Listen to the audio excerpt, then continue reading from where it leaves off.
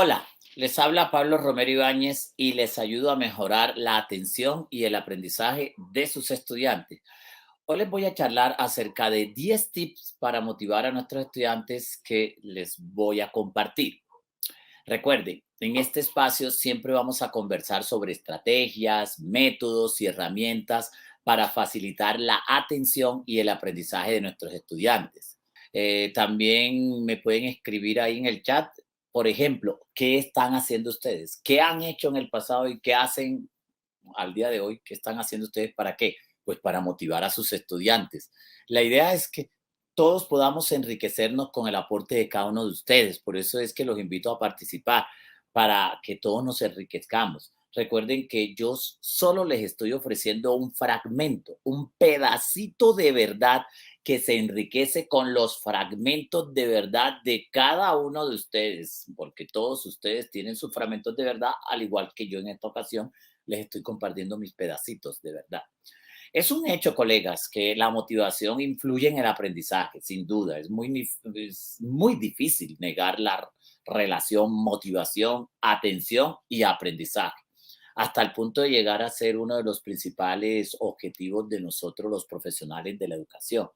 Es decir, nosotros los profesores, motivar a nuestros estudiantes es una preocupación esencial. Sin embargo, la falta de motivación en nuestros estudiantes es una de las causas importantes justamente del fracaso de ellos, especialmente cuando se fundamenta en una distancia entre docente y estudiante. ¿A qué me refiero? Entre mayor haya distanciamiento entre docente y estudiante, entre menos empatía haya, mayor dificultad va a haber en los procesos de motivación. Recordemos que la motivación es un estado interno que activa, dirige y mantiene la conducta de la persona hacia metas o fines determinados. O sea, es el impulso, es eso que nos mueve a todos para realizar determinadas tareas o acciones y es aquello que nos imprime energía para percibir en nuestras tareas y en nuestros diversos compromisos. Es lo que nos mueve a concluir una tarea. Así que la motivación es lo que le imprime energía y dirección a la conducta, es la causa de nuestro comportamiento. Incluso, miren, autores como Santos eh, definen la motivación, no me refiero a Santos, uno que fue presidente, sino otro académico, definen la motivación como el grado en que los alumnos se esfuerzan para conseguir metas académicas que perciben como útiles y significativas. Desde el punto de vista, por ejemplo, del docente, motivar significa que vas a hacer algo, es decir, eh, mm, cuando tú estás motivado es porque quieres hacer algo por diversas razones, o por una recompensa o por una convicción. Pero en el caso de nosotros los profesores, motivar a un estudiante es promoverlo, sensibilizarlo a que empiece a degustar algo, que es lo que nosotros les estamos ofreciendo. Así que miren, colegas, mm, motivar exige seducir al estudiante, interesarlo en nuestra clase, lograr convencerlo a que participe activamente en los trabajos en el aula.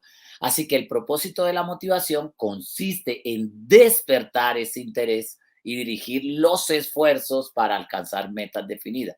El asunto de la motivación hay que darle mayor importancia de la que se le ha venido dando, ¿verdad? Porque si hacemos una analogía, por ejemplo, con los vehículos, voy a hacer una analogía con los vehículos, podremos percatarnos que la motivación en sí no es el motor, no, y entonces es el combustible, o sea, es la gasolina que pone a funcionar nuestro motor. Y a ese motor, que es cada estudiante, nosotros los profesores, ¿verdad?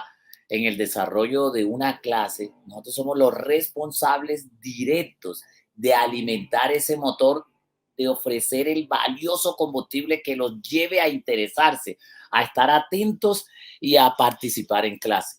Pero ojo, comprender cómo funciona la motivación en la naturaleza humana, es un asunto complejo, porque es que la motivación depende de numerosos factores que están relacionados con el contexto familiar, el barrio, la escuela.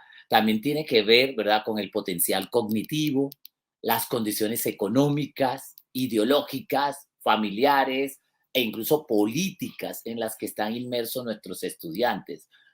Si nosotros venimos de un pasado en el que no se le ha dado importancia a todos estos componentes, entonces se ha juzgado y se ha intentado enseñar de la misma manera y evaluar, calificar de la misma manera y tratar de la misma manera a todos. Ahí nos estamos equivocando.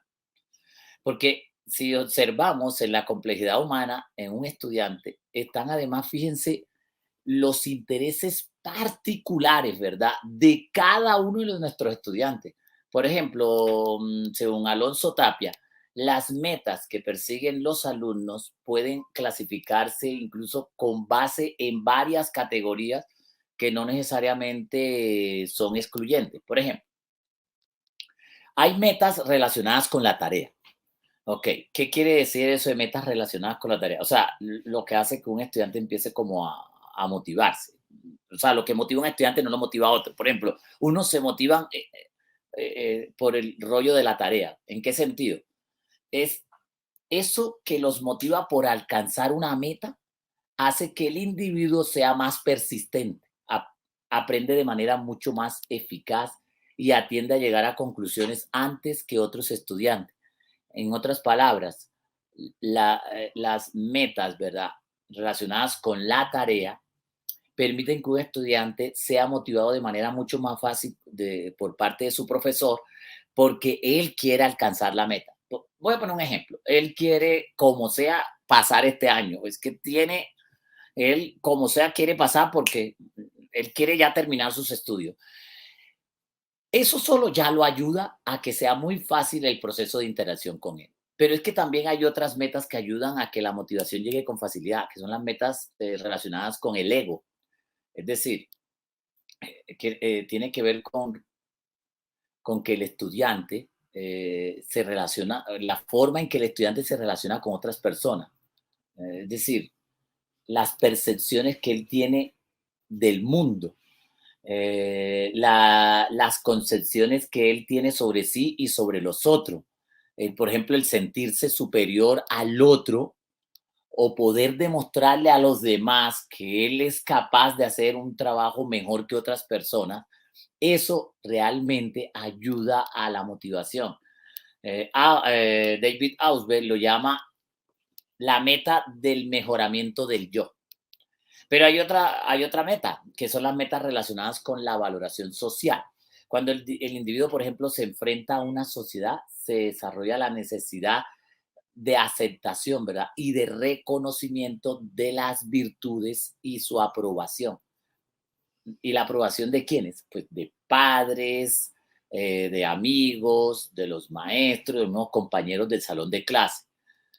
Así que esa experiencia de trabajar duro por evitar el rechazo es un elemento también de motivación en un estudiante. Existe otra meta, no voy a abordar más metas, solo una más. Ojo, esto es para que nos ubiquemos lo complejo que es el asunto de la motivación. Hay metas relacionadas, ¿verdad?, con la consecución de recompensas externas. O sea, esto está vinculado, ¿verdad?, con el acceso a una posición social, un estatus económico u otra, ¿verdad?, posibilidades de recompensa externa como becas, premios, certificados, entre otros. Entonces, el estudiante cuando sabe que le van a entregar un certificado o se va a ganar una beca por tener el promedio más alto de su salón, a ver, pues se anima y se motiva con mayor facilidad. Y esto lo digo para los que creen que el conductismo está muerto, está más vivo que nunca. A ver, vamos a recordar, antes de darle los tips que les prometí, quiero recordarles la diferencia entre un estudiante con motivación extrínseca y un estudiante con motivación intrínseca. ¿Se acuerdan que en una charla anterior les profundicé un poco más sobre lo intrínseco y lo extrínseco? Aquí solamente quiero que recordemos la diferencia entre un estudiante con motivación extrínseca y una extrínseca. Por ejemplo, cuando un estudiante ¿verdad? Tiene motivación extrínseca. El motivo para estudiar es solamente la necesidad de aprobar el curso. Hace las cosas cuando decide hacerlas, las hace por un premio, o sea, pues, los hace por una recompensa. Y eso, cuando por fin decide hacerlas, las hace porque les van a dar una recompensa. Eso es motivación extrínseca. Entonces, entre las metas, factores que les mencioné, vieron que influyen mucho y lo que más predomina es la acción de la motivación extrínseca. Tanto así que la mayoría de nuestros estudiantes se mueven más por motivación extrínseca que intrínseca. De ahí la importancia de que existieran programas de formación en nuestras instituciones educativas de motivación intrínseca. Como no existen, colega, tú que me estás escuchando y me estás viendo, te estoy invitando a eso, a que fortalezcas la motivación intrínseca. Es más, te doy una buena noticia, puedes llegar a la intrínseca a partir de aplicación de estrategias para fortalecer la extrínseca y de ahí llevarlo a poco a su convicción. Es decir, a lo que me estoy refiriendo es que el estudiante que tiene motivación intrínseca dentro de sí, está motivado por convicción, o sea, por la vivencia del proceso, más que por los mismos logros, ¿verdad? O resultados del mismo. Lo que hace que este estudiante, este alumno, estudie por el interés o gusto que le genera la asignatura, la materia. En este caso, ¿verdad? La autorregulación cognitiva, la independencia, y la autodeterminación, son cualidades evidentes del estudiante. Sin duda, este tipo de motivación es la ideal, como vengo planteando, es la ideal que todo profesor desearía tener, pues a ver, en su salón de clases, porque el estudiante, a ver, que posee motivación intrínseca, actúa por gusto, por la satisfacción que se siente al hacer algo, es verdad, pero llegar a tener de, un salón de clase con solo estudiantes con motivación intrínseca. Eso no es posible. Y no es posible por la misma complejidad humana. No sé si alguien ahí se atreva a escribir que tiene un salón de clase con todos sus niños con motivación intrínseca. Habría que ver hasta dónde eso es cierto, ¿verdad? No creo que nadie se atreva a decirlo, porque vas a tener unos niños que realmente se comportan por el certificado, por el regalo, por el premio, por los aplausos, por la calificación. El solo hecho que un estudiante estudie por la calificación está motivado, sí está motivado, pero tiene una motivación extrínseca. Bien, este es el momento en el que les quiero compartir los 10 tips para motivar a nuestro estudiante. Primero, son 10 que les voy a compartir, no son 10 10 elementos para alcanzar la felicidad, no, para nada. 10 elementos para llegar al triunfo, al éxito. No, no, no, no, no. Yo no creo en las consignas absolutistas. Es por eso siempre ofrezco son consejos. Entonces tómelo como 10 consejos muy rápidos que si los tienes en cuenta, hay una alta posibilidad, tú, profesor, que me estás escuchando y viendo, de que te empiece a ir mejor. Y sé por qué te lo digo. Te lo digo con plena convicción. Te estoy pasando mis 35 años de investigación, de innovación y de experiencia pedagógica. Te los voy a dar así, en síntesis, así en píldoras, en 10. Primero, ¿de verdad quieres motivar a tus estudiantes? Ajá, maestro. Em, Llega al salón de clase con tu mejor versión. Es que definitivamente, mire, si en verdad queremos seducir, interesar, motivar a nuestros estudiantes, a ver, hay que ingresar con nuestra mejor versión al salón de clase. Bueno, sería mejor si lo hiciéramos desde la portería de nuestra institución educativa. Todavía sería mucho mejor si lo hiciéramos realidad en nuestra propia existencia, es decir, en la noche, en el día, en el baño, en la sala, en el patio, en la calle, en todo momento. El caso es que un estudiante, y lo digo con plena convicción, un estudiante apenas percibe esa energía de su profesor, que entra con su mejor versión, ¿verdad? De inmediato se dispone, vea, a atender en clase, e incluso a participar. Y eso que apenas voy por un primer consejito de 10 que te voy a dar aquí rápido. Dos, colega, saludo amable.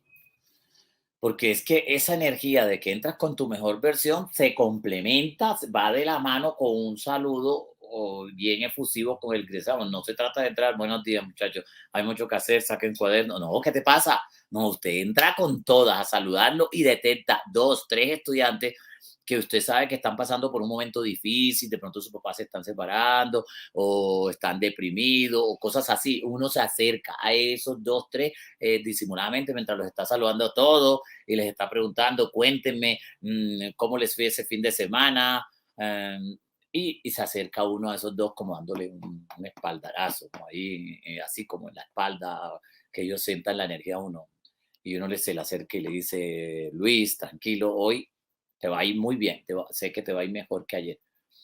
Y, esas cosas levantan a un estudiante, porque ellos todavía ven que su profesor pues es una autoridad, es la persona que los está orientando.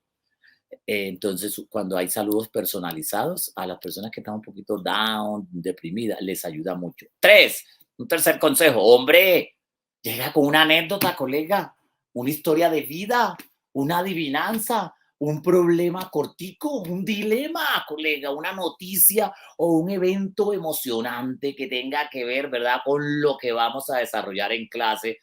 Uy, eso sí que ayuda a atrapar, vea, de una a nuestro estudiante. A ellos les encantan las historias, pues en la internet, en las redes sociales, en sus celulares, en sus iPhone, viven en ese mundo, en un mundo de historias. Pues este afecto, ¿verdad? Este afecto hacia las historias, nosotros necesitamos saberlo explotar con ellos. Jamás voy a olvidar lo que me sucedió con un curso de grado sexto en el que ya yo los tenía bien acostumbrados. Todos los días les traía o una adivinanza, o un cuento, o una historia, o una anécdota, o un dilema, pero siempre tenía que ver con el tema. No era que traía una historia por traer una historia, no, era para enlazarla con la temática del día. Bueno, y no sé qué pasó, un día no les traje ninguna y empezamos la clase y me levantaron la mano varios. ¿Qué pasó? Profe, profe, ¿y la historia? ¿Y el cuento o la adivinanza? Ay, es que qué pena, así que en el momento que no se me venía nada a la cabeza, no me acordaba de ninguna de las que he leído y no sé qué, tuve que improvisar y crear una historia que por cierto me salió hasta bien en el momento, porque uno de tanto estar acostumbrado de contar historias, pues ya llega un momento en que tú puedes crear tus propias historias. De hecho, yo soy autor de, entre otras cosas, entre libros de pedagogía didáctica, soy autor de 30 libros de literatura infantil.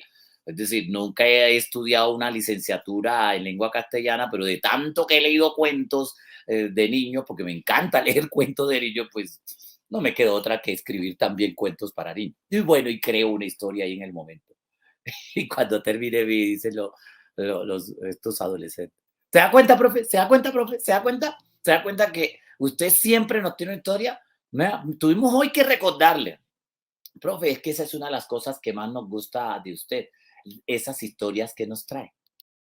Entonces, sé por experiencia que cuando tú llegas con una anécdota, una adivinanza o un cuento siempre que tenga que ver con el tema del día, a ellos les encanta.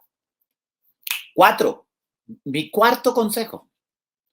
Hombre, didáctica de la pregunta. Desde el inicio hasta que terminemos la clase, vea, pregunte, pregunte, pregunte, pregunte, pregunte. Claro, no de cualquier manera. Empiezo con preguntas para motivarlos, preguntas para que opinen, preguntas para rastrear sus presaberes, es decir, preguntas diagnósticas, que también se les llama así, o preguntas también de tipo, luego de esas vienen las preguntas literales, luego preguntas interpretativas, luego preguntas hipotéticas, luego preguntas para que ellos hagan sus propias preguntas, luego preguntas analíticas, luego preguntas hipotéticas, luego preguntas de síntesis o de cierre, también preguntas para activar la crítica, preguntas metacognitivas, preguntas valorativas. Mira la cantidad de preguntas que podemos plantearle a los estudiantes. O sea, yo no concibo un profesor hoy que no haga preguntas. Oye, ¿cómo vas a motivar a tus estudiantes si no los tienes con preguntas, participando, actuando? Muy difícil, colega, muy difícil activar la motivación en un salón de clase donde la pregunta brilla por su ausencia. A ver,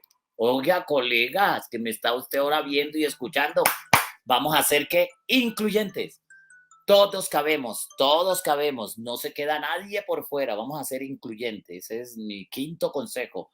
Es decir, que ellos se den cuenta que a todos los tratan bien, nada de homofobia, nada, y lo he dicho en varias ocasiones, nada de racismo, nada de xenofobia, nada de juzgar a las personas por su apariencia física.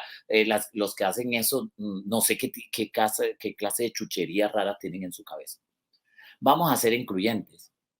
Vamos a interactuar con la diversidad de pensamientos, ser respetuoso con las representaciones religiosas que cada uno tiene, sus creencias, sus costumbres, sus mitos.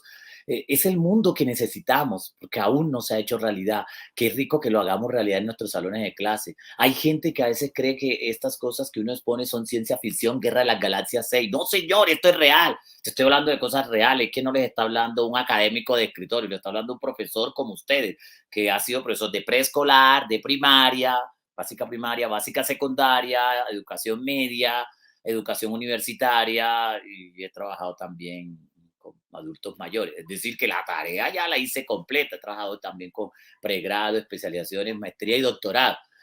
Así que podría decir que la tarea la he hecho completa. Le estoy hablando desde nuestro propio escenario, que es el salón de clase, el patio, el pasillo, la biblioteca, la cafetería. Estoy hablando del sitio real, colega. Sí es posible, pero tiene que empezar por convencerse de que es posible, pero implementando herramientas, estrategias, métodos. Y hoy te estoy ofreciendo simplemente 10 consejitos, unos tips. 6. Bueno, mi consejo número 6 es que asegúrate de que tus estudiantes hablen y actúen más que tú. Porque eso de que tú seas el que diriges toda la clase y haces todo y tú eres el que diseñas la prueba escrita, tú eres el que la explica, tú eres el que dice cuántas preguntas, cuándo se hace, el que la califica, el que ordena todo, el dueño del plan de estudio, el dueño de las actividades. Uy, eso deja muy mal parado ese discurso de que el estudiante tiene que ser el centro de la educación. ¿Cuál centro? Realmente no es el centro de nada. Llevo más de 30 años denunciando de que no hay ningún estudiante centro de la educación ni centro de nada. Aún no es el centro. ¿Cómo va a ser el centro si está como un ente pasivo recibiendo instrucciones y recibiendo las indicaciones que el profesor dice? Necesitamos que realmente empiece a transformarse como el centro de la educación. Colegio, no tiene nada que ver contigo, tiene que ver con un sistema que aún no ha madurado, que aún no ha evolucionado, no ha crecido.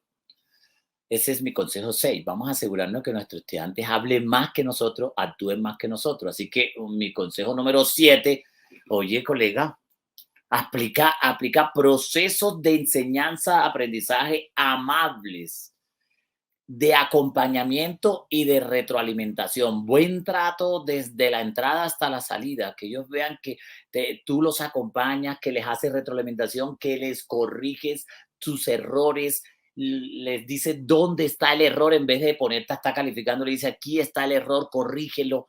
Ven, te voy a dar un ejemplo de cómo quedaría eso. Te invito a que me lo vuelvas a entregar. Esa es la escuela que yo sueño y no es ciencia ficción, Guerra de las Galaxias 6 o una utopía. No, existen. ¿A cuántos profesores que no me creen los agarro de la mano y los llevo de la mano y les muestro? Mírenla, mírenme, existe, vea, esta es una. Me acuerdo que un proceso de asesoría que hace muchos años hice en el departamento de Córdoba, en unos municipios, habían algunos profesores escépticos, sobre todo unos de diferentes áreas. Bueno, con la alcaldía logré convencer que hiciéramos un recorrido pedagógico a otras representaciones culturales y los hice venir a Bogotá.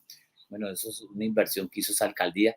Y les hice un recorrido por colegios, tanto del sector privado como oficial, donde ellos veían que sí era real, que existían colegios, donde los estudiantes están súper motivados, participando, hablando, donde no se ve esa indisciplina, ese caos. Y ellos dijeron, oiga, eso que usted decía, profesor Pablo, sí es real. Es que pensamos que era pura carreta suya. ¿Cuál carreta? Estoy hablando de cosas reales.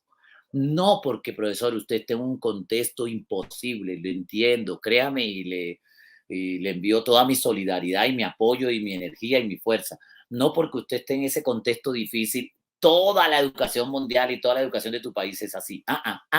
No, señor.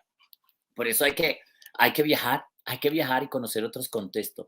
Eso hice con unos profesores del departamento de Córdoba. Me los traje a Bogotá una semana y le hice un recorrido de colegios significativo. Y para que se den cuenta que no era solo el sector privado, sino también el sector público, oficial. y no lo podían creer. Encontraron un colegio tan hermoso, tan impecable y tan... Dijeron, pero profe, este sí es privado. Y yo dije, sí. Cuando ya terminó todo, claro, profe, es que como es privado, como no sé qué, después de media hora que vamos viajando en el microbús, le digo, pues no, es oficial. Y le mostré la documentación y todo, ¿cómo va a ser? Sí, para que se den cuenta. 8, mi consejo número 8, enseña cosas novedosas. Es que a los estudiantes definitivamente les encanta que uno les traiga cosas que no son repetitivas de una asignatura a otra. O sea, por ejemplo, cómo resolver problemas prácticos en el hogar, en la granja, en el barrio, en su propia vida, un método para pensar mejor, un método para analizar un texto con mayor facilidad, un método de cómo hacer la misma operación matemática más rápida. Pues, entonces uno le muestra el ejemplo de cómo lo hacen los hindúes, cómo lo hacen los chinos. Y dice, wow, lo mismo se puede entonces, trabajar, enseñar de diferentes maneras, eso les encanta. Un método, una técnica de cómo ellos activar el potencial creativo y uno les aplica el taller y ellos quedan asombrados. ¡Wow, profe! ¿A quién no le gusta aprender cosas novedosas? Por eso, si en esas instituciones educativas donde tienen texto escolar y el profesor sigue al pie de la letra el texto escolar o la guía y la cartilla la tienen ellos, ahí se pierde la novedad. La novedad es clave en los procesos de motivación y para capturar la atención de los estudiantes. Bueno, mi consejo número 9, con esto voy cerrando, 9 y 10. El 9 es nada de abusar de la clase magistral. Nada, ya no más. Eso quedó en el pasado. ¡Yujú! Chao, despídete de ella. Y 10, vamos a trabajar en el amor a la lectura. Un profesor que logra que sus estudiantes amen la lectura merece de todo nuestro respeto, merece que si hay presupuesto para el pedestal, le hacemos el monumento, porque es lo que necesitamos, lograr que nuestros niños, niñas, adolescentes, jóvenes, le tomen un amor infinito al conocimiento y a la vida. Recuerden, colegas, que además de este canal de magisterio en el que hay muchas live mías, muchas videoconferencias, también pueden consultar, eh, pueden consultar un material adicional en mi Instagram, que se llama Profe Pablo Romero, Profe Pablo Romero, ahí en el Instagram les tengo también videos corticos de 1 minuto, como ahí todo es corto, también reflexiones cortas que les van a servir. Bueno, tenemos aquí a Elsie Peña. Vamos a mostrártelo aquí. Una gran problemática son los grupos numerosos y esto implica un conocimiento de cada alumno y dar en la medida de lo posible a cada alumno lo mejor.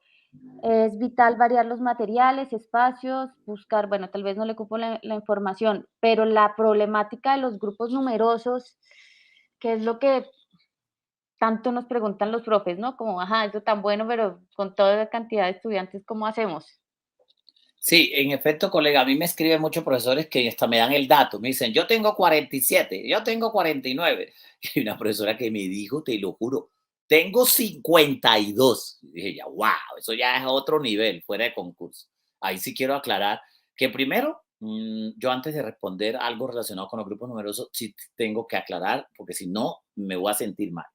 Un sistema educativo que sigue permitiendo esos grupos numerosos tiene que cuestionarse y seriamente. Eso no hace ver bien a ningún Ministerio de Educación ni a ninguna Secretaría de Educación que esté permitiendo grupos numerosos y no solamente en la básica secundaria, sino también en la educación primaria y hasta en el preescolar. Entonces, por favor, eso no. Uno va, por ejemplo, a países como Finlandia, a los que he ido a formarme, y uno ve que los grupos son muy pequeñitos, muy pequeñitos. Allá encontré grupos en preescolar de 5 niños, es real, le tomé foto, que pronto no me creía. Y además tiene la profesora y tiene la profesora auxiliar de apoyo. Entonces yo hablando con una de esas profes finlandesas le decía, ay Dios mío, a mí me gustaría que visitaras mi país, Colombia, y quisiera saber qué harías tú con un grupo de 27 niños de preescolar, como una profesora que la semana pasada me dijo, vea, profe, yo tengo 27 niños en mi salón, ¿ves? Mm, Es que están incluso en el proyecto de Evaluar para Avanzar del Ministerio de Educación Nacional de Colombia, o sea, me contó eso, tengo 27 niños, yo era persignando, Dios, ¿qué es eso? Tremendo. Y otros que me comentan que en básica, primaria y secundaria tienen que 47, que 48, que 50. A ver, ya no más. Los ministerios y la Secretaría de Educación tienen que ponerse serio a resolver ese asunto. Pero mientras, porque yo no puedo decir, no, es que el problema es del sistema. No, no, nunca caigamos en esa trampa. Eso es una trampa. ¿Qué es una trampa? Decir, es que eso es un problema del sistema educativo. No, no, no, no, no. Mientras el sistema educativo nuestro mejora, nosotros como profesionales de la educación, en el interior de nuestro salón de clase, necesitamos resolverlo. ¿Y cómo lo resolvemos? A ver, colegas, con herramientas, con estrategia. Claro, alguien dirá, pues muy fácil, Pablo dice que con herramientas, con estrategia. Oiga, deme un ejemplo. Es que te lo voy a dar. Te voy a dar una. Mire, recuerden que hay herramientas, estrategias, técnicas, recursos, ¿verdad? Y secuencias didácticas. Vamos a agarrar una técnica, y es la técnica de grupos colaborativos, que ustedes seguro algunos la han escuchado mencionar, que consiste en que si tengo 50 estudiantes, voy a poner ese nivel, armo grupos de 5. Quiere decir que me quedan 10, 20, 30, 40, 50. ¿Verdad? Me quedan 10, 5, 10, me quedan 10 grupos. Me quedan 10 grupos de a 5, entonces quiere decir que ya no tengo 50 estudiantes, tengo realmente 10 estudiantes. Van a ver cómo es la cosa. ¿50 lo volviste en 10? Sí. Pero estoy explicando esto no para que alguien de Secretaría de Educación o del Ministerio que me escucha, bueno, él le está dando soluciones para eso, podemos tener grupos grandes. No, no, no, señor. Corrija, sino que nosotros somos expertos en pedagogía didáctica y vamos a resolver un chicharrón que no nos ha resuelto las autoridades porque no es justo con nuestros niños. Son cientos de técnicas y herramientas que les podría dar, pero aquí te doy una. Esos grupos colaborativos, a cada uno tiene un rol. Entonces el uno, ¿se acuerdan? El uno es el líder o coordinador, el otro es el comunicador, el otro es el relator, el tercero, el otro es el utilero y el otro es el controlador del tiempo. Cada uno tiene un rol. Los niños deben asumir dos tareas, su tarea personal, individual, y la tarea del grupo. Y van entendiendo que si ellos no aportan, se perjudica el grupo y él también se perjudica. Entonces empiezan a entender la importancia de que haya gerentes, pero que también haya obreros, ingenieros, pero que también haya personal de servicios generales, porque si no la sociedad se volvería caótica. ¿Sí van a entender? Fíjese, por ejemplo, en este trabajo que yo hago, hay toda una logística atrás, ¿verdad? Que usted lo pueden llamar utilería. Si esa persona, el utilero de aquí de Magisterio, no funcionara bien, ustedes no estarían en esta charla conmigo, ni Diana estaría aquí conmigo. No sería posible. Ven la importancia de enseñarle a un niño desde pequeño que todos los roles y los oficios en la sociedad son clave. Pero entonces cuando ellos entienden eso y empiezan a trabajar con responsabilidades propias y responsabilidades de grupo, disminuye significativamente la disciplina, lo sé, la indisciplina empieza a desaparecer, la atención se empieza a mover, pero además a cada uno le das unos links para que puedan ver un microvideo que está soportado con el taller, porque resulta que a ellos les gusta el mundo de las tecnologías. Entonces un profesor que no quiere traer lo audiovisual, que no quiere traer las tecnologías al salón de clase, pues que se atenga a las consecuencias, porque estos niños son muy diferentes a la década de los años 80 y 90. Estos niños son, como lo he dicho, son visuales, audiovisuales, digitales, tecnológicos. Entonces, ¿qué quiere decir? Ponlos a trabajar en equipos significativos de trabajo y a la vez que utilicen tecnología y a la vez crearle la responsabilidad que antes de terminar la clase van a pasar al frente a exponer y a debatir con los otros grupos. Ay, ahí no hay tiempo de hacer indisciplina ni de distraerse. Y esa es por darle una. El otro consejo que les doy es que el cambio de pantalla. Cambio de pantalla. ¿Cómo así que cambio de pantalla? Ajá, esos niños se la pasan todo el fin de semana viendo televisión, entrando a internet, tabletas digitales, y luego llega a un salón de clase donde solo ven una pantalla, un profesor hablando. No, cambio de pantalla, cambio de pantalla. ¿Qué es cambio de pantalla? Ahorita ya les expliqué en 5 minutos algo. Listo, se hacen en grupo. Tan, se separan. Ahora trabajan en Vina. Tan, ahora salimos un momentico al patio a hacer tal cosa. Tan, ahora volvemos a entrar. Tan, ahora responden esta pregunta. Tan, ahora van a exponer. El pobre niño dice, oye, no tuve tiempo de hacer indisciplina. Eso se llama cambio de pantalla, colega. Súper, súper. Aquí te voy a compartir otra pregunta de la profe Carmen. Los jóvenes de hoy, y esto está bueno porque esto también nos ayuda a entender las lives que hicimos anteriormente, que se las recomiendo mucho porque hablamos de los estudiantes de hoy, de las características del maestro, vamos a compartirles los enlaces. Pero ella nos dice, Los jóvenes de hoy quieren resultados inmediatos, tipo Google. Está buenísimo. Sí, sí. No captan procesos, lecturas, actos críticos y reflexivos, como que quieren, Ver solo resultados. sí, quieren ver los resultados. Ajá. Ujú, así es. Miren, colega, yo le estuve mirando ahorita esa pregunta ahí también y me encantó, me gustó, estamos sintonizados, Diana. Me encanta que hayas escogido esa porque son tantas que no en el poco tiempo que tenemos no podemos abordarlas todas. Esa pregunta, la primera sirvió para muchos profesores que están acá y esta también va a servir mucho porque les voy a decir una cosa, colega. Concéntrese en lo que les voy a decir y se lo voy a decir con la mano en el corazón y en la razón. Y esto va para nosotros como un jaloncito de oreja. Es cierto, usted escogió una de las peores épocas para ser profesor. Aquí digo, ¿cómo? ¿Por qué me dice eso? Ah, porque es que hubo una época en que usted gritaba y la gente se callaba. Usted jalaba oreja, jalaba pelo. Bueno, a mí ya no tiene nada que jalarme, ¿verdad? Pero la cosa era así. Es decir, y hasta regla. Yo tuve esa experiencia. Regla, que uno se ponía que ajo y que para ver si la regla se partía. Se inventaba una cantidad de mitos, de ahí surgieron mitos. Pero bueno, eran tiempos que todavía hay profesores de hoy, poquitos, que defienden esas épocas. Hombre, ya no, ya está demostrado que podemos educar sin esa violencia y sin esa agresividad. Pero era más fácil ser educador porque usted era una autoridad de miedo.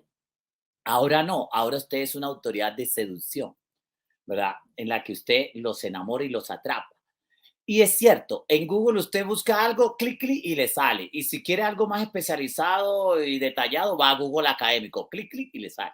El asunto es que ellos quieren también actuar así. Es decir, profe, dígame lo que es y ya, no me lo explique tanto y pan, y déjame ahí, quieren dar cositas.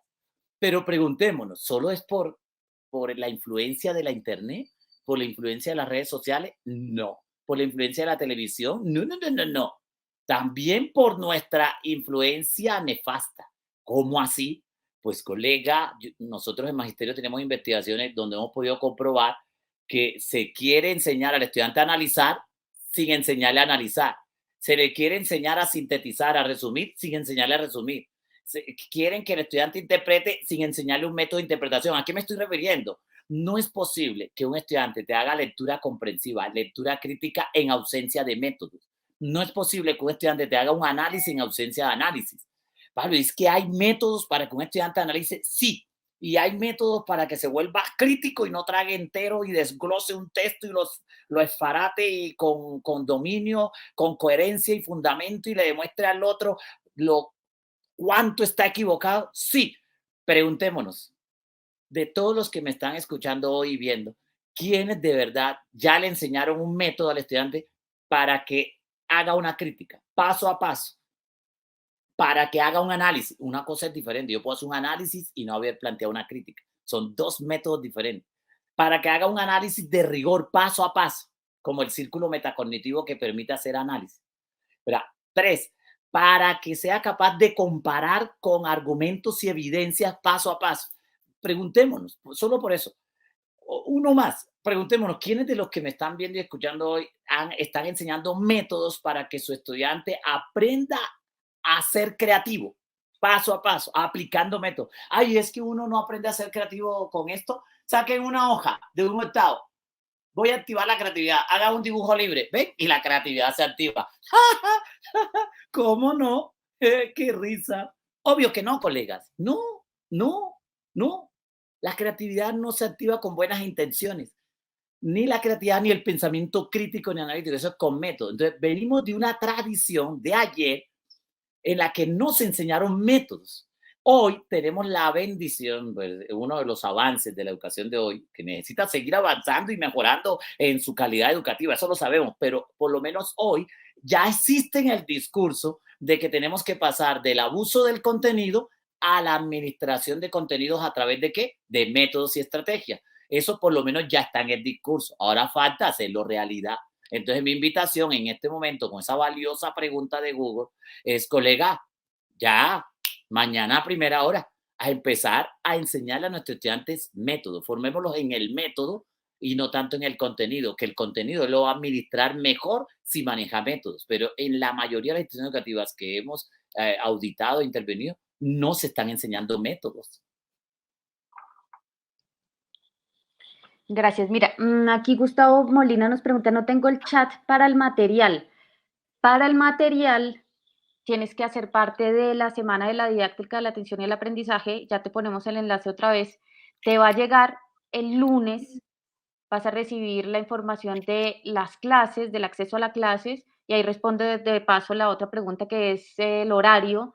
Las puedes ver en cualquier horario, te va a llegar al correo electrónico, al WhatsApp te vamos a enviar el enlace de las clases y en el grupo de Facebook exclusivo también les vamos a compartir material adicional para que ustedes ahí esta semana le saquen el máximo de jugo a este proceso que estamos haciendo con Pablo. Entonces, no es... Ya, no, hay un momentico. Lo que pasa es que aquí yo quiero agarrar esta pregunta de Nelcy, que me parece muy importante. Nelcy, gracias, Nelcy. Dices, ¿llevar la tecnología? ¿Cuál? Si no hay en los colegios. Bueno, Aquí la primero, no tenemos generalicemos. seleccionada, aquí No está. generalicemos. En miles de instituciones educativas sí hay tecnología desde el punto de vista de lo electrónico y toda la cosa.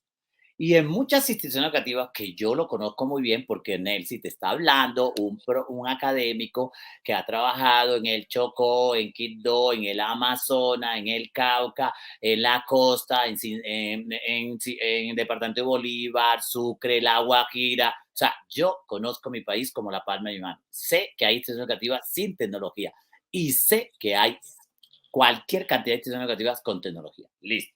Muchas con internet, muchas sin internet.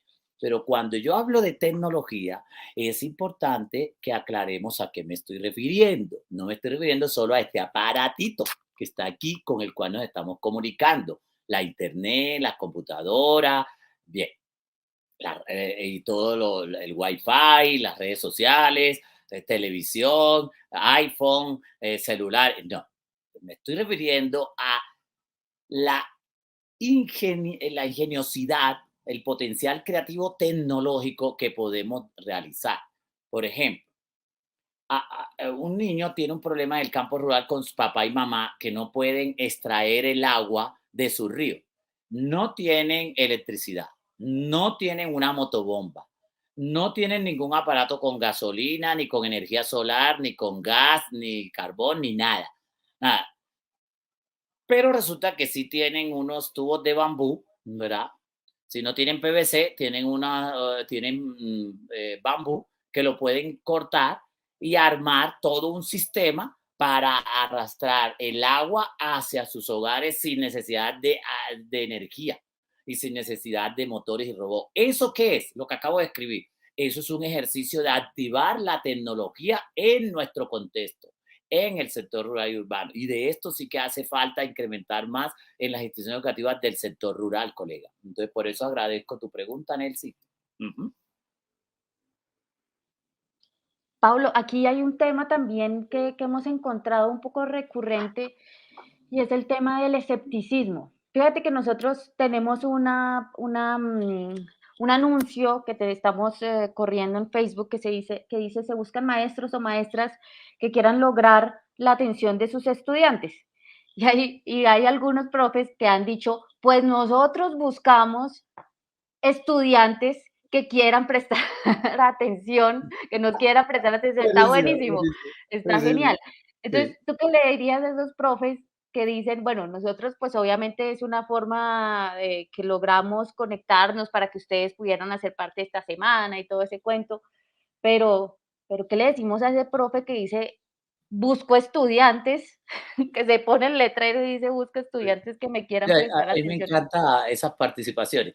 Me voy a remontar a hace más de 2000 años. ¿Quién dirá? ¿Y vas a responder algo de hoy con algo de hace más de 2000 años? Sí, me estoy Mm. remontando a Platón. Bueno, primero voy a citar el mito de la caverna, que no lo voy a contar porque todos ustedes lo conocen, hombre. Y si alguno no lo conoce, hombre, no se me vaya a acostar hoy sin leerlo. Bueno, en fin. Así que yo no voy a contar el mito de la caverna, pero el mito de la caverna hace alusión, ¿verdad?, a una realidad que tiene más vigencia hoy que cuando fue expuesto por Platón, ¿verdad? Porque es que hoy existen más distractores. Por eso es que, colega, lo que le quiero decir es que nosotros necesitamos elaborar toda una estructura y un sistema educativo que atrape, que enamore a nuestros estudiantes, que logre su atención, porque ellos también son víctimas. Sí, colega, tranquilo, ustedes y yo, profesores, somos víctimas de la sociedad en la que estamos habitando y educando, créeme. Pero es que ellos, niños, niñas, adolescentes, también son víctimas. ¿Y son víctimas de qué? De un bombardeo de información y de basura y de todo lo que tú quieras. Nunca fue tan fácil volverse un procrastinador como hoy. Difícil. Hoy es difícil encontrar a alguien que no procrastine, es decir, que no pierda el tiempo en bobadas, en pendejadas. Imagina, la persona está trabajando. ¿Cuántos amigos no tengo que están trabajando en su computador? Y he ido a su casa a trabajar otra cosa y cuando veo y me asomo en el computador, ¿y tú qué estás haciendo? Tú tenemos que entregarlo hoy. No, no, no, es que me entró aquí un mensajito. Me entró aquí un mensajito y estoy mirándolo y de paso me enviaron un microvideo. Deberías verlo, qué risa, me ha dado mucha risa. Y digo, oye, pero tú llevas en eso ya como una hora. Bueno, no, pero yo ahorita vuelvo a lo que es. Claro, es increíble cómo abunda no solo en los niños, en los adolescentes, en los jóvenes, en adultos, en todo tipo de personas que se distraen con facilidad. Ahora, porque los computadores ahora están en acceso a internet directo, bueno, que no tienen acceso a internet, les entra cada rato el aviso y twin, y ¡pam! La persona se distrae. Pues resulta que hace más de 2000 años, además del mito de la caverna, Platón dijo, cuando le preguntaron cuál es el propósito de la educación. Fíjate, colega, ya Platón nos los había dicho de por qué nosotros necesitamos capturar la atención de nuestros estudiantes. Platón, ¿qué dijo? Cuando le preguntaron sobre el propósito de la educación. O sea, el propósito de la educación es que, a ver, es lograr, lo que busca la educación es lograr que el ojo, apartar el ojo, no estos ojos, sino el ojo del espíritu, o sea, el ojo de tu entendimiento, de tu existencia. Apartar el ojo del espíritu del áspero pantanal aparente, light, como podríamos decir hoy, ¿verdad? Enterrado en un estado, ¿verdad? De adormecimiento para llevarlo poco a poco a la contemplación pura de la realidad, a que la contemple tal cual y no disfrazada.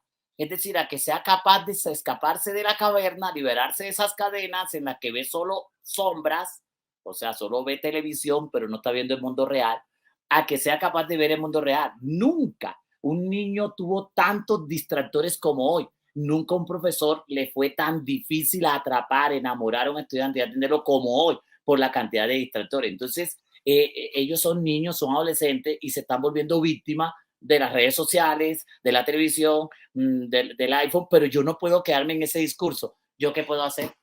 Ellos ya son prisioneros de las tecnologías de la internet. No, yo no puedo quedarme en eso. No, ¿qué voy a hacer yo? O sea, soy un profesional de la educación. ¿Qué voy a hacer para liberarlos de esa cárcel en la que están encerrados? Como Platón me lo enseñó. ¿Cómo voy a hacer para liberarlos?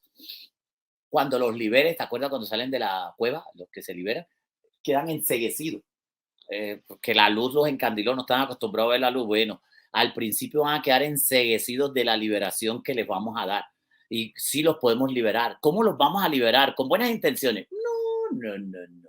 ¿Regañándolos? No, no, no. ¿Gritándole? No, no, no. ¿Amenazándolos? No, no, no. Esta generación de hoy no come cuento de amenazas, de gritos. No, no, no, no, no. ¿Cómo los vamos a enamorar y a seducir y a atraerlos al lado del amor hacia el conocimiento? Con los elementos que hoy les expuse y en síntesis, dándoles mucha confianza, trabajándoles el argumento con evidencia, es decir, demostrarles cuánto van a crecer, cuánto van a llegar lejos en sus vidas si aprenden esto, si aprenden aquello, si aprenden lo otro. Y enseñándoles métodos. Vea, se los digo por experiencia. Empieza a enseñar métodos. De pronto aquí hay más de un colega que no domina métodos para todo lo que enseña. Bueno, empiece a aprender métodos. Pues eso es lo que vamos a hacer la semana entrante. Voy a compartirles métodos de cómo hacer mejor nuestro trabajo, de cómo hacerlo mejor, de cómo lograr encantar, enamorar a nuestro estudiante y lograr su atención. Eso se logra aplicando métodos, técnicas, herramientas y estrategias. Hay estrategias cognitivas, estrategias socioafectivas, estrategias metacognitivas, estrategias tecnológicas, estrategias lúdicas. Mira todas las estrategias que pueden implementar y no me confundan estrategias con actividades vacías y sin contexto. No, las estrategias son conjuntos de acciones con herramientas, con instrumentos, con métodos, con procedimientos que tienen un inicio y un fin que permiten hacer realidad lo que estamos planteando. Ahorita que mencionabas a Platón, y es que yo creo que a veces nos ponemos a rebuscar unas herramientas y decimos, no, necesito la tecnología, necesito el celular. Es que si pensamos, por ejemplo, lo que está haciendo Instagram con las historias, ¿has visto?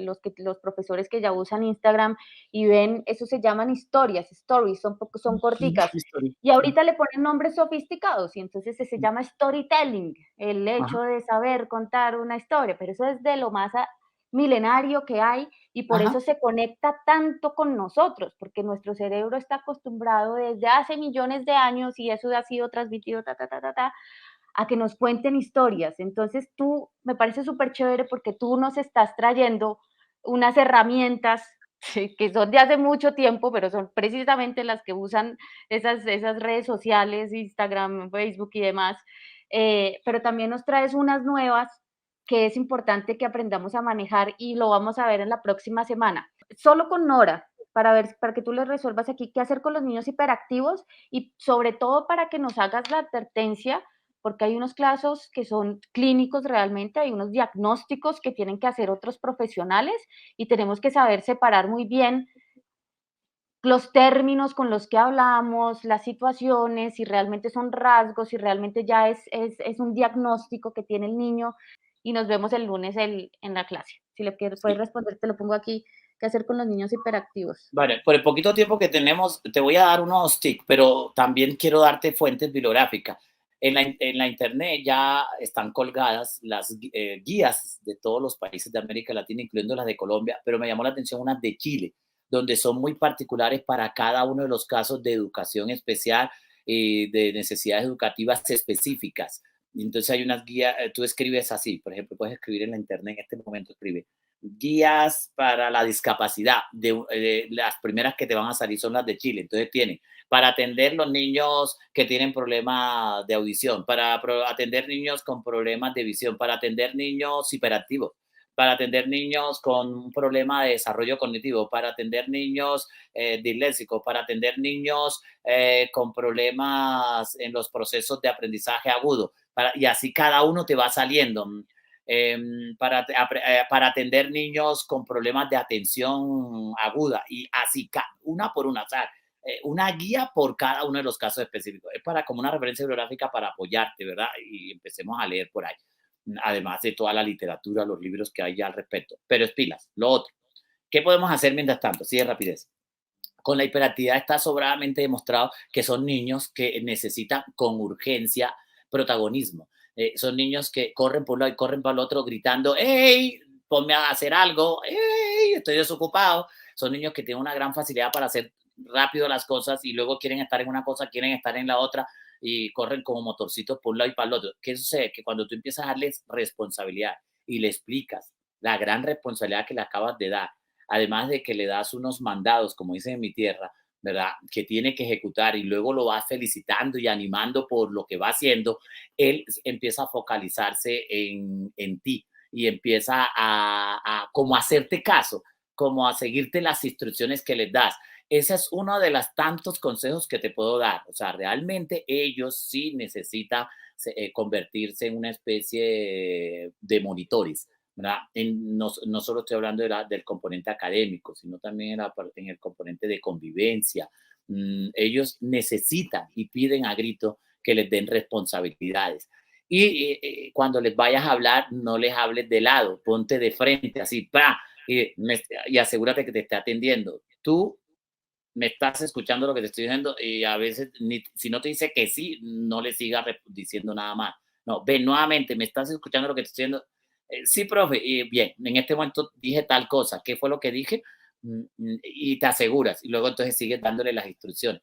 Pero son una cantidad de cosas que hay que hacer con ellos. De que funciona, claro que funciona, es que entonces, ¿dónde queda todo el avance de la psicología, la pedagogía, la neuroeducación y la neurodidáctica? Que han arrojado cualquier cantidad de herramientas, afirmaciones de valor, estrategias, instrumentos para estos niños y para cada uno de los que tienen necesidades educativas muy específicas. Bueno, colega, quedó Espere, muy espere, agradecido. espere, solo una para que nos, yo sé que ya todos quieren, solo quiero decirle a Teresita Coral bien breve, porque Teresita nos dice muchas gracias, interesante, pero ¿qué hacer si no contamos con internet en las instituciones? Ya mencionamos algo hace un momento, pero bien concreto que le decimos a Teresita, ¿qué hacemos? Sí, existen múltiples formas de solucionar ese chicharrón, ¿no? Te voy a dar una solución tecnológica y una solución cotidiana práctica. La tecnológica es que ya venden unos aparaticos, venden el C3 y el C6, que es un aparatico que es como un internet autónomo. Es decir, es un aparato que tú llegas a un fin de semana en tu casa o alguna ciudad donde hay internet, te conectas y te permite incorporar toda la internet que tú quieras, toda la información de internet que vayas a trabajar sin límite, muchas teras.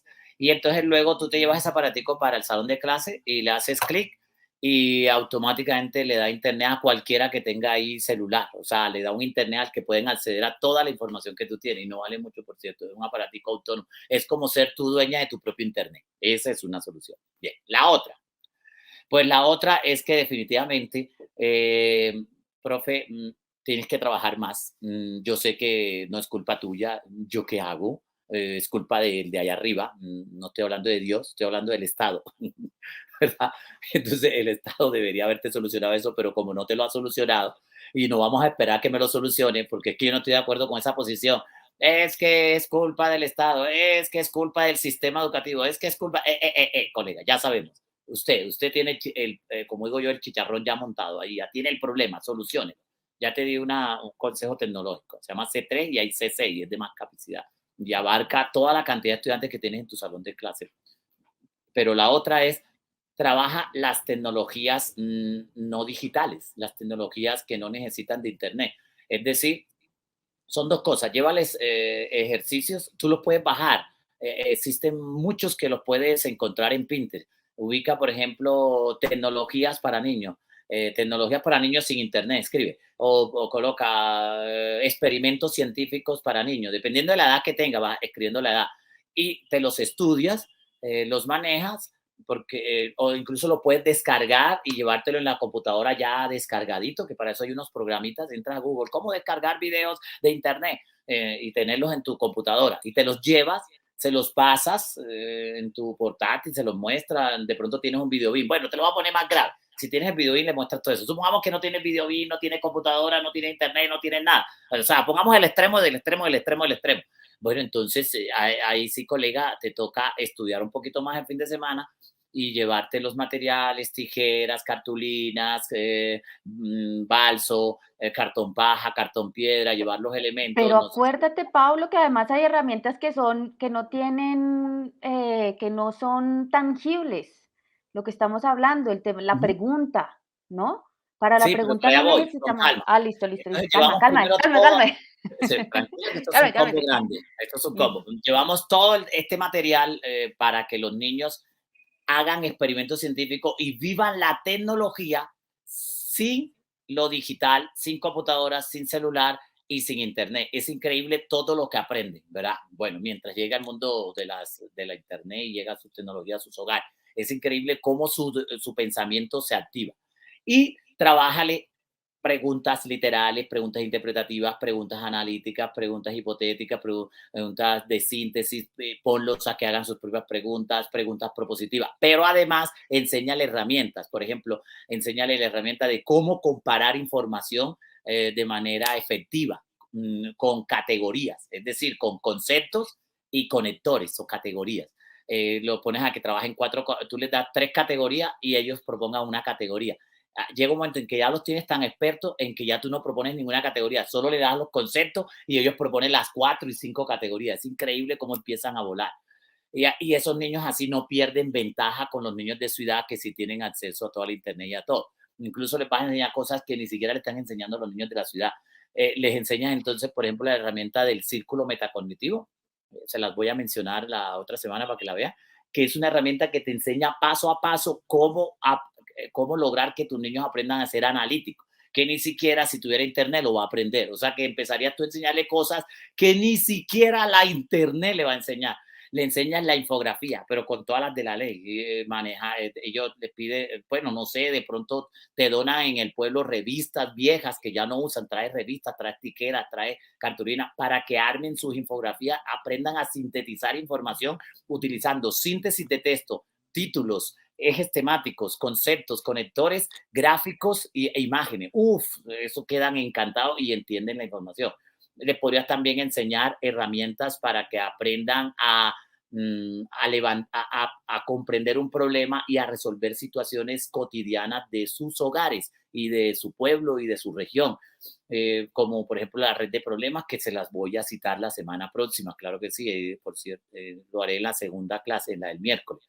También les puedes enseñar herramientas para que aprendan a inferir. También les puedes enseñar herramientas para que aprendan a seguir instrucciones paso a paso. También les puedes llevar talleres diseñados por ti de solo imágenes, en el que no tienen ninguna explicación. O sea, le llevas la sola el taller así, pam, pam, sin imágenes. Y él tiene que entender la indicación y lo que hay que hacer sin ninguna explicación. O sea, el taller no tiene ninguna explicación, pero él lo tiene que deducir. Uf, eso le desarrolla mucho los procesos de pensamiento. Y oye, el último consejo que te doy por hoy, porque ya me tengo que ir, el juego, incluye la lúdica. Mira, existen todas las tipologías de juegos que te puedas imaginar. Ese libro donde lo tengo aquí, aquí está. Yo siempre encuentro los libros que ando buscando en mi biblioteca. Mira, este, por ejemplo, el de los juegos, este no es, es este. Mira, Uy, uy, ¿cómo así que? mira, mira, Juegos del Mundo. Te trae todas las categorías de juego, las clasificaciones de juego por edades, por países, por intenciones, por evidencia y cómo jugar sin tener internet, sin tener tecnología, sin tener nada. Juegos para que aprendan a analizar, juegos para que aprendan a degustarse la vida, para que aprendan a resolver conflictos de manera pacífica y constructiva, para que aprendan a negociar, a concertar, juegos para trabajar en familia y mejorar las relaciones dentro del hogar. Imagínate la cantidad de cosas que hay que no tienen nada que ver con internet y no tienen nada que ver con las tecnologías tradicionales a las que estamos acostumbrados, colega. Pero Y ya, lo que te ahorita quiero me, dejar claro hoy es que no tenemos razones ni excusas para vararnos. Que viva la no, didáctica, la didáctica. claro, y ahorita me hiciste recuerda que en pandemia trabajamos el tema de la secuencia didáctica Ujú. y tienes tú un método, que es el método Medita, que le puede servir tanto al profesor que está full conectado hasta el profesor que no tiene nada de conexión, que es diseñar secuencias didácticas en las que tiene todo esto que tú estás mencionando, ¿no? Está todas las herramientas, está la forma en que hay que planearlos, dice, como dijiste tú, no es nada de tallercito, hoy mañana hago un tallercito y pasado mañana, no, no, no. Si te quieres despedir de nuestros profes. Bueno, profes, que estén muy bien. Mis mejores deseos para ustedes. Ya saben que con la mano en el corazón y la razón, me despido a ustedes ofreciéndoles millones de bendiciones y mis mejores deseos para que cada día haya menos sufrimiento en la labor docente y nos lo gocemos más y nos excitemos con nuestro trabajo. Gracias, Pablo.